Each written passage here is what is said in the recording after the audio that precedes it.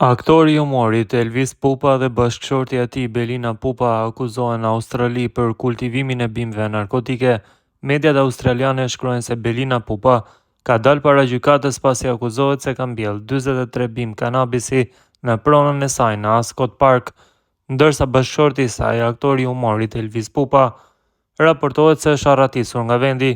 Sipas mediave australiane, Belina doli në gjyq të martën duke kërkuar që të mos i kufizohet lëvizja, pasi duhet të udhëtojë jashtë shtetit për çështje pune.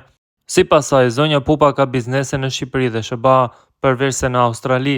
Zonja Pupa është punonjëse sociale, terapiste dhe ka klientë në të gjithë botën, kryesisht në Shqipëri, SBA dhe Australi.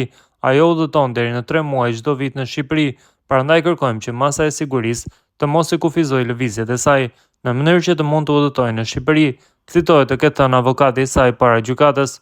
Sipas dokumenteve të gjykatës në Australi të publikuara nga mediat vendase, ata kanë mbjellë kanabis nga janari deri në prill të këtij viti.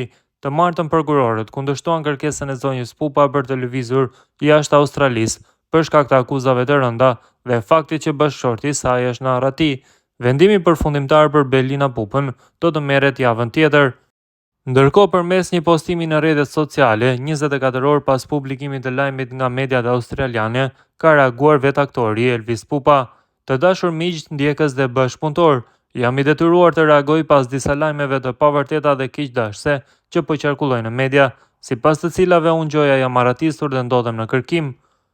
Dua ta bëj shumë të qartë, prej më shumë se një muaji ndodhem në Tiranë ku po zhvilloj angazhime të rregullta profesionale, të planifikuara në Shqipëri dhe me gjerë në Europë.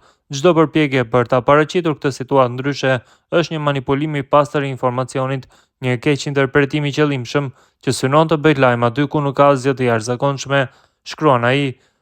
Ndërkohë, sa i përket bashkëshortes së tij, ai shkruan se Belina vazhdon aktivitetin e saj profesional dhe është plotësisht e lirë. E gjithë situata që po trajtohet aktualisht është pjesë e një procesi ligjor që është ende në zhvillim dhe siç është shprehur edhe ajo vet, i takon drejtësisë të flasë fundit, nënvizon Pupa.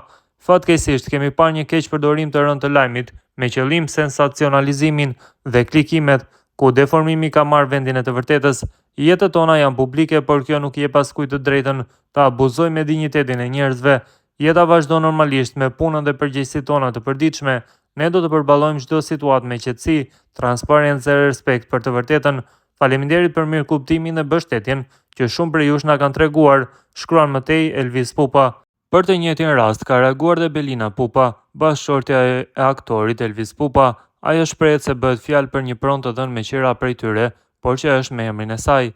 Gjyqi po mbahet për pasqyrimin e fakteve. Nuk mund të them asgjë më shumë derisa çështja të mbyllet. Për arsye tim është në radhë të parë, por edhe për të qenë e qartë për të gjithë në fund në radhë të dytë. Ju falenderoj që më pyetët përpara se të shpërndanit një lajm të përçundnuar, shprehet Belina Pupa.